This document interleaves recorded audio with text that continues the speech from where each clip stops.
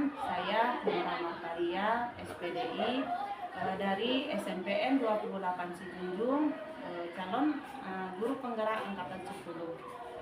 Pada sesi ini saya akan mencoba untuk mendemonstrasikan modul 3.1 tentang pengambilan keputusan berdasarkan nilai-nilai kebajikan sebagai pemimpin, yaitu bersama kepala sekolah saya dari SMPN 28 Sijunjung, yaitu Bapak Epitra MPD.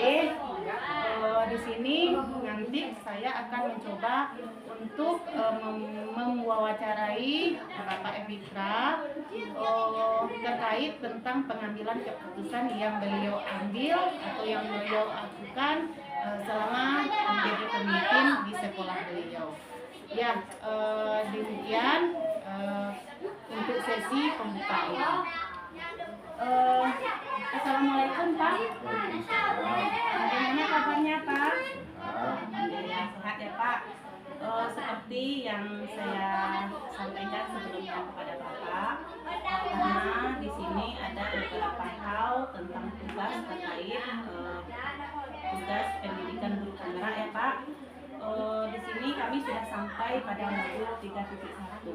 Nah, materi dari modul 3.1 ini yaitu tentang pengambilan keputusan berdasarkan nilai-nilai kebajikan sebagai pemimpin gitu Pak.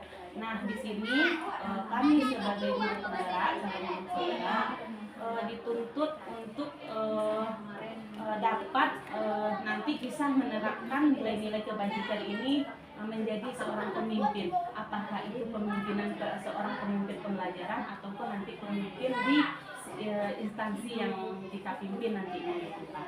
Nah, jadi di sini nanti saya akan mewawancarai Bapak. Ada beberapa pertanyaan yang akan saya ajukan kepada Bapak. Apakah Bapak bersedia Pak? Alhamdulillah, terima kasih kepada Bapak telah mau meluangkan waktunya untuk saya wawancarai. Ya, langsung saja ya Pak, tanpa memperpanjang waktu kita di sini. Baik Pak, di sini pertanyaan yang pertama yang ingin saya pertanyakan, selama Bapak menjadi seorang pemimpin, maksudnya pimpinan di sekolah ini, apakah di sekolah sebelumnya ataupun di sekolah di sini, bagaimana Bapak dapat mengidentifikasi kasus-kasus yang merupakan dilema etika ataupun rujukan moral gitu. Terima kasih Nora. Assalamualaikum warahmatullahi wabarakatuh.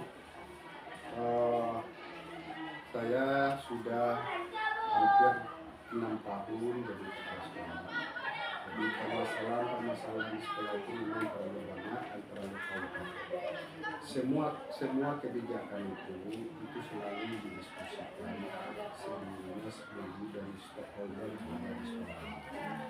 Kemudian permasalahan dari anak, yaitu terutama dalam kesalahan anak, masalah perilaku anak, masalah naik, masalah nilai dan lain sebagainya, semuanya akan bermuara ke sana. Kemudian saya akan membuat kebijakan dengan mempertimbangkan beberapa faktor. Faktor yang pertama yaitu faktor sosial. Faktor yang kedua, faktor ekonomi. Kemudian juga ada faktor lingkungan yang mempengaruhi mereka. Oleh sebab itu, dengan melihat kasus, maka kita seluruhnya harus mengkaji keseluruhan faktor yang mempengaruhi itu. Jadi, dengan sudah kita tahu faktor dan permasalahan dari anak itu dari seluruhnya faktor itu, maka kita bisa membuat kebijakan dengan bijaksana. Kalau memang kasus ini memang tidak bisa kita tolerir atau memang tidak bisa kita anggap itu anak itu tidak bisa kita bimbing lagi, maka memang kita mengharapkan mereka itu untuk pindah ke sekolah yang lain yang mudah-mudahan dengan harapan kita nanti mereka itu berubah di sana. Itu kebijakan yang pertama. Kebijakan yang kedua, dengan membuat membuat mengidentifikasi permasalahan dan anak itu mempunyai kemampuan, seluruh faktor-faktor yang mempengaruhinya itu bisa kita tolerir atau masih di dalam lingkup yang wajar, maka akan kita pertimbangkan untuk lebih baik lagi. Itu mungkin. Ya, terima kasih ya Pak. Ternyata kasus-kasus yang Bapak alami selama jadi pemimpin cukup banyak juga ya Pak. Artinya sini sangat komplit gitu. Kalau saya dengar tadi dari kasus yang Bapak tuangkan, begitu dengan langkah-langkahnya itu sangat bagus sekali. Berarti sini Bapak memperhatikan faktor-faktor apa yang dialami oleh permasalahan baik itu pada murid nanti ataupun pada rekan guru gitu ya Pak. Makasih Pak. Kemudian untuk pertanyaan yang selanjutnya, langkah-langkah atau prosedur seperti apa yang biasanya Bapak lakukan dalam menangani kasus tersebut Pak, di samping yang Bapak sebutkan tadi gitu. Jadi kita harus yang pertama mengidentifikasi permasalahan, kemudian baru kita lihat faktor yang mempengaruhi. Kemudian juga kita lihat faktor dari guru yang berbeda. Kemudian kita lihat dari kalau memang kasus ini terjadi akibat dari lingkungan dan melibatkan pemerintahan negara, maka kita harus mengkomunikasikan ke semua stakeholder yang ada. Jadi di sini selama Bapak menjadi pemimpin gitu kan, kepala sekolah, nah kira-kira dalam pengambilan keputusan ini yang paling efektif itu keputusan seperti apa menurut Bapak? Yang lebih efektif itu memang kita menjalin komunikasi sesama guru, kemudian dengan wali murid, kemudian dengan pembinaan dengan siswa itu semua. Jadi kalau komunikasi kita sudah jalan keseluruhnya, maka kebijakan yang akan kita buat itu akan membuat kebijakan itu akan aman atau lebih bijaksana kita dalam melakukan kebijakan. Ya, terima kasih ya Pak. Ternyata cukup bagus juga pengambilan keputusan yang Bapak lakukan untuk kasus-kasus yang terjadi di sekolah ini. Salah satunya tentu menjalin komunikasi tadi ya Pak di seluruh stakeholder yang ada di sekolah ini, termasuk nanti kita libatkan wali nagari gitu ya Pak, ya, lingkungan sekeliling sekolah gitu ya Pak. Ya, saya sangat setuju sekali dengan langkah-langkah yang Bapak lakukan ini. Kemudian Pak, selama ini adakah tantangan bagi Bapak dalam mengambil keputusan tersebut? Masalah tantangan yang namanya sebuah kebijakan pasti akan ada pro dan kontra, suka dan suka, senang dan senang. Itu semuanya harus kita perhitungkan dengan baik. Ya, karena setiap kebijakan yang kita buat itu harus kita laksanakan. Karena tanpa kalau tidak kita laksanakan, maka kebijakan kita itu akan menjadi tidak berwibawa. Oleh sebab itu, untuk memutuskan sebuah kebijakan yang akan berdampak begitu besar, harus dikaji sedalam-dalamnya dengan perhitungan yang sematang-matangnya. Oh gitu ya, bagus ya Pak. Terima kasih Pak. Jadi di sini Bapak dalam pengambilan keputusan itu mengkaji semua permasalahan yang ada gitu ya Pak, supaya nanti mendapatkan solusi atau titik terang bagi permasalahan yang dihadapi ini.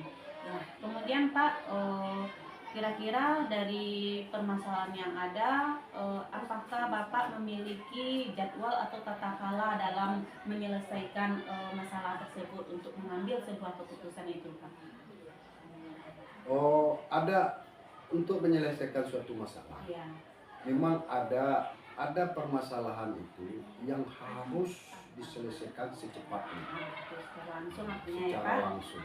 Kemudian ada permasalahan tuh yang memang memakai waktu dan jadwal tertentu supaya mengklasifikasikan permasalahan ini supaya kita tidak salah dalam mengambil keputusan. Memang harus pakai jadwal. Berarti di sini Bapak ada berarti dua ya Pak. Iya. Berarti di sini ada nanti yang permasalahan itu diselesaikan secara langsung gitu ya Pak, dilihat dari segi kasusnya gitu. Kemudian ada pula nanti berdasarkan jadwal gitu. Berarti di sini ada nanti jangka pendek dan jangka panjangnya ya Pak. Kalau di segi permasalahan yang kita lihat atau kasus-kasus yang pernah terjadi atau yang pernah dialami di sekolah ini ataupun di sekolah sebelumnya yang Bapak ampuh gitu ya Pak. Ya. Jadi kalau untuk kasus-kasus yang terjadi tadi yang telah panjang lebar Bapak ceritakan tadi, kira-kira ada enggak ketika masalah ini terjadi yang membantu Bapak gitu Pak dalam menyelesaikan ini? Ada enggak yang terjadi ketika Bapak memimpin gitu kan? Kemudian ada kasus, kemudian ada yang membantu Bapak gitu, untuk menyelesaikan dalam pengambilan keputusan ini. Oh iya, pasti, karena di dalam menyelesaikan permasalahan, apalagi kasus-kasus itu berdampak yang luar biasa keluar, Ya. maka memang kita harus minta bantuan kepada wali nagari, atau pemuda, atau masyarakat, dan kawan dukungan dari teman-teman guru majelis itu semuanya. Memang harus ada yang membantu.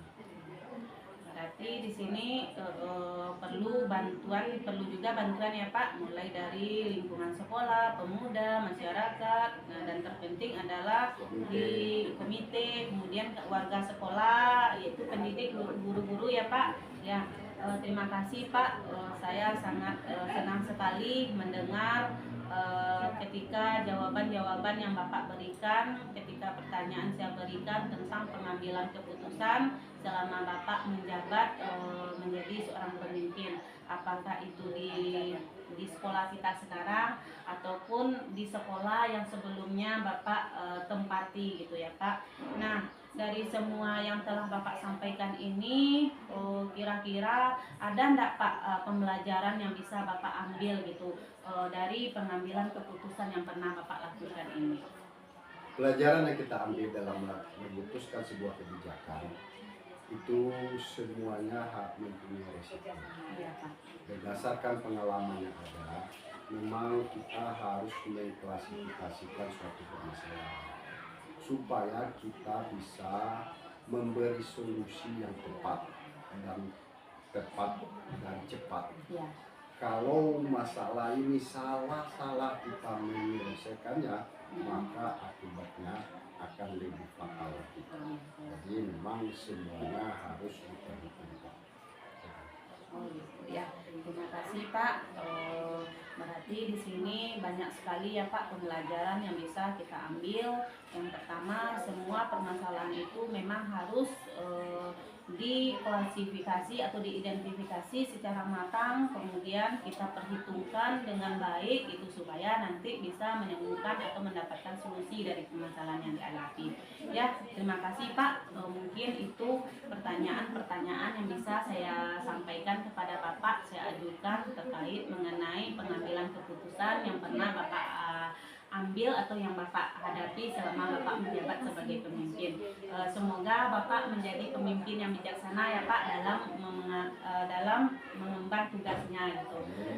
Semoga begitu juga kepada kami sebagai calon guru penggerak, hendaknya kami juga bisa meniru atau mengambil contoh-contoh teladan yang telah Bapak tuangkan tadi, yang telah Bapak sampaikan tadi gitu. Semoga kami atau saya pribadi bisa menjadi pemimpin pembelajaran yang dicintai nanti oleh murid, dan begitu juga sebaliknya sebagai jika seandainya nanti menjadi seorang pemimpin seperti Bapak juga bisa nanti menyelesaikan masalah-masalah ini sesuai dengan tahap demi tahapnya dan mendapatkan solusi terbaik untuk demi kemajuan sekolah ini. Ya Pak, terima kasih Pak atas waktunya, telah meluangkan waktu untuk mau saya wawancarai. Ya, mungkin itu Pak dari saya. Terima kasih pada Bapak. Saya ucapkan kepada Bapak Semoga Bapak sehat-sehat selalu dalam mengambil keputusan menjalankan tugasnya. Baik, itulah tadi percakapan wawancara saya dengan Kepala Sekolah SMPN 28 Sijunjung tentang pengambilan keputusan berdasarkan nilai-nilai kebajikan sebagai pemimpin. Terima kasih. Assalamualaikum warahmatullahi wabarakatuh.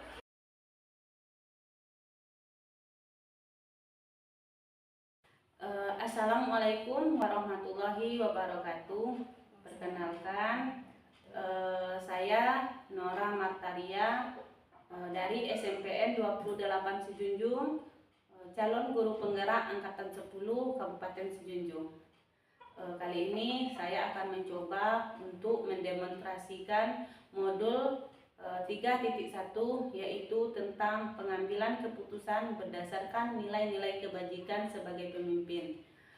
Di sini saya akan mencoba untuk mewawancarai seorang kepala sekolah TK Tunas Harapan Jorong Kototuo, Kecamatan Lubuk Taro, yaitu bersama Ibu Deka Kurniawati SPD Awut.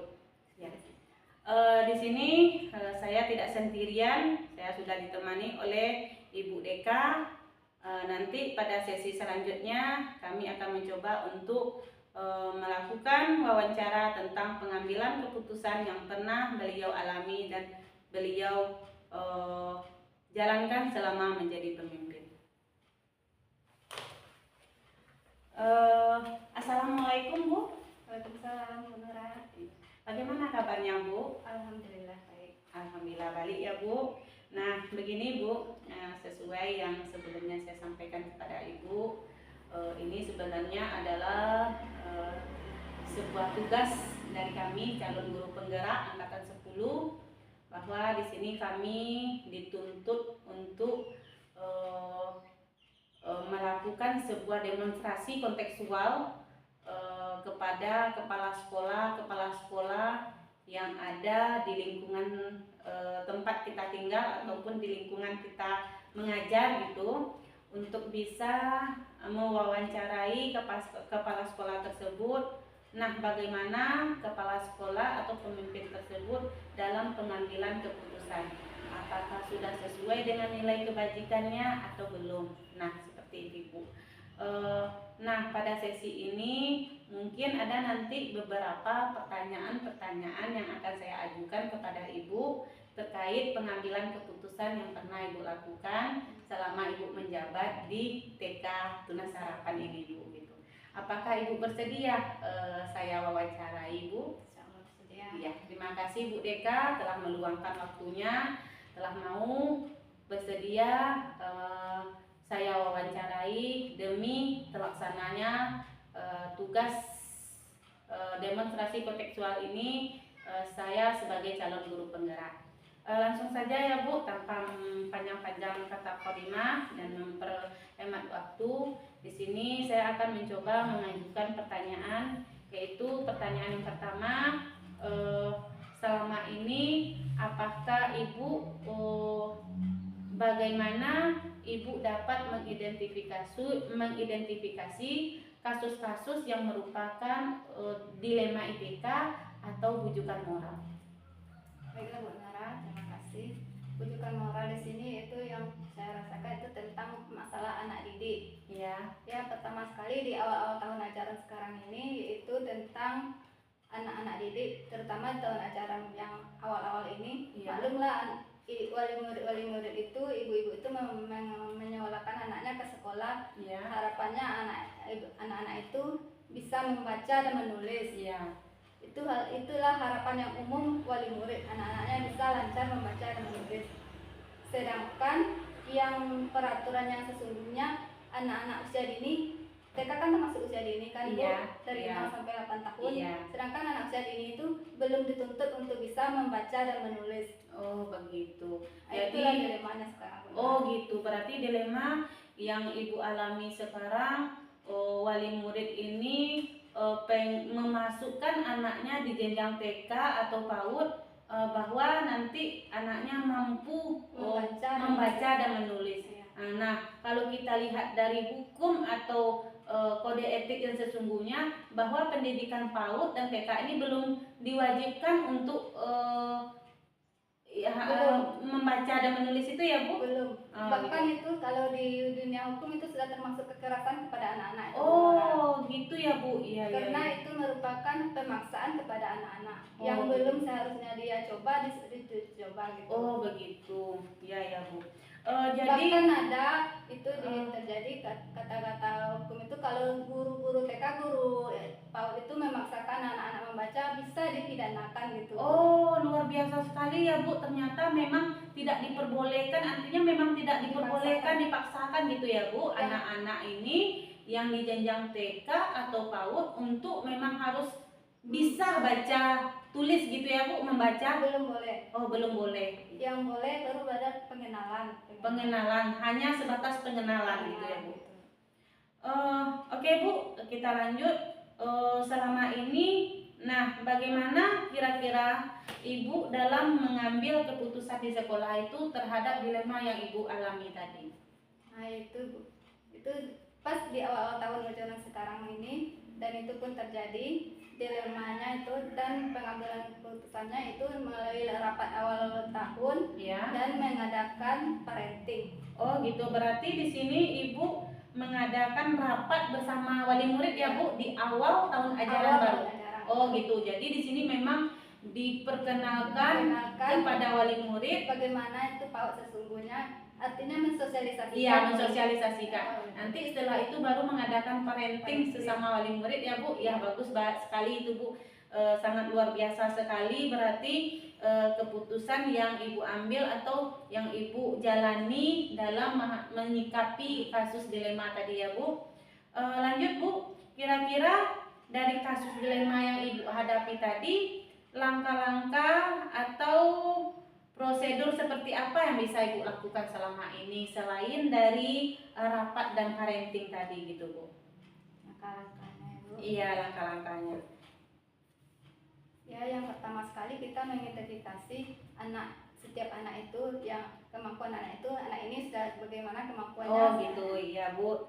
Mengidentifikasi Iya. tingkat kemampuan anak dan juga mengenali keluarganya. Bagaimana latar belakang keluarganya?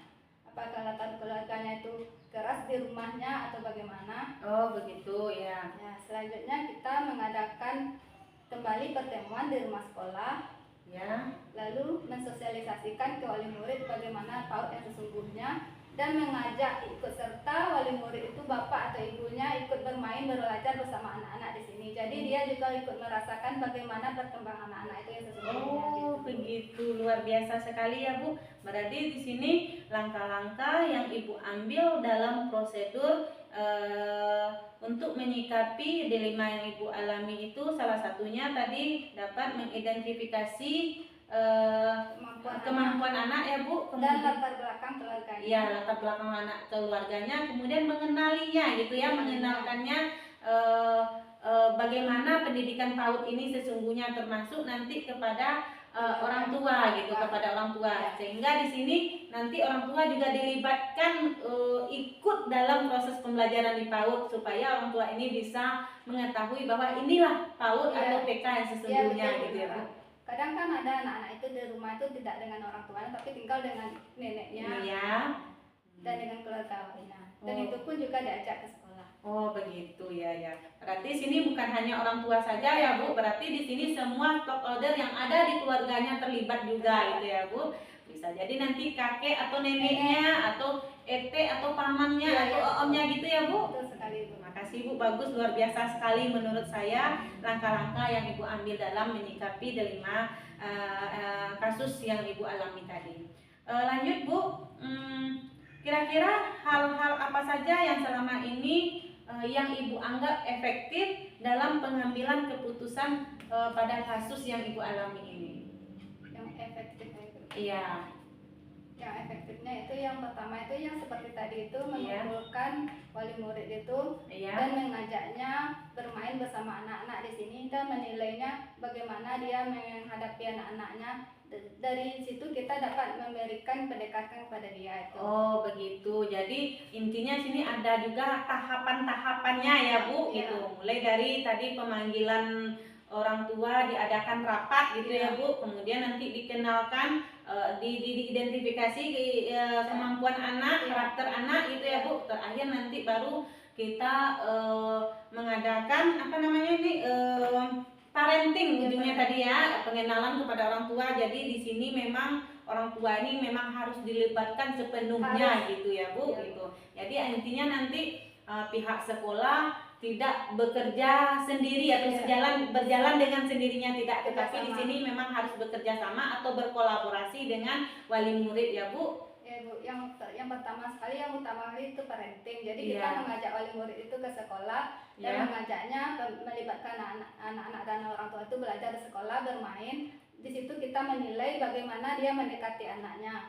Di situ kita juga menilai, membuat catatan-catatan kecil. Jika seandainya ada yang bertentangan atau yang menyimpang dari sifat-sifatnya itu dari aturan yang sesungguhnya kepada anak, kita bisa memanggil wali murid itu secara sepihak. Maksudnya bukan dengan di depan wali murid lain, kita bisa memanggilnya dan kita beri pengertian secara pelan-pelan. Oh begitu, berarti ini memang butuh ekstra juga ya Bu dalam menangani kasus ini. Jadi memang tidak bisa secara langsung tok gitu ya Bu. Berarti ada tahapan berlahan. Jadi nanti pengambilan keputusannya memang efektif nanti. Jadi ya Bu. kita pertama sekali memantaunya. Iya. Baik Bu, kemudian pertanyaan selanjutnya, apakah Ibu memiliki sebuah jadwal tertentu dalam sebuah penyelesaian kasus tersebut gitu Bu? Jadwal itu tergantung kepentingannya Bu. Oh tergantung kepentingan, berarti di sini nanti ada penyelesaian kasus atau pengambilan keputusan. Di sini ada yang terjadwal, ada yang tidak. Contohnya misal ada secara langsung, berarti ada yang tidak langsung gitu ya Bu. Berarti nanti ada jangka cepat, jangka pendek, dan ada nanti yang jangka panjang gitu ya Bu. Berarti kalau jangka pendek otomatis diambil secara langsung keputusan itu gitu. Dilihat, berarti di sini dilihat dari segi tergantung kepentingannya. Ya kepentingan, berarti dan kondisi dan situasinya ya Bu. Ya. Terima kasih Bu. Berarti luar biasa juga ya Bu Ibu dalam pengambilan keputusannya gitu. Berarti pengambilan keputusan yang Ibu lakukan tidak hanya sekedar sesuai dengan keinginan, tetapi disesuaikan dengan kondisi dan situasi serta keadaan pada saat kejadian gitu ya Bu. Ya kepentingannya. Oke Bu, pertanyaan selanjutnya, dari kasus yang Ibu alami tadi, kira-kira adakah seseorang atau faktor-faktor yang mempermudah Ibu dalam membantu untuk menyelesaikan dan mengambil keputusan dari kasus yang Ibu alami tadi? Ada Bu. Ada Bu. Yaitu dari kasus-kasus itu kami dalam penyelesaiannya itu memanggil komite juga, juga penilik. Kalau di TK di PAUD kan ada namanya penilik PAUD kan Bu. Oh berarti di sini ada pemilik PAUD namanya ya Bu?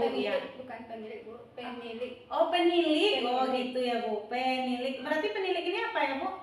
Penilik itu sama dengan pengawas. Oh pengawas, oh gitu ya Bu.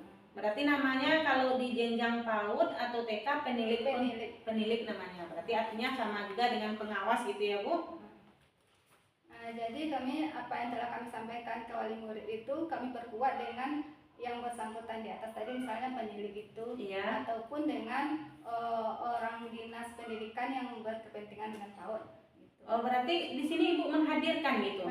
Menghadirkan secara langsung gitu Bu? Iya, dalam acara parenting namanya. Oh gitu, luar biasa sekali ya Bu. Saya sangat antusias sekali mendengarnya ketika Ibu menyatakan di sini.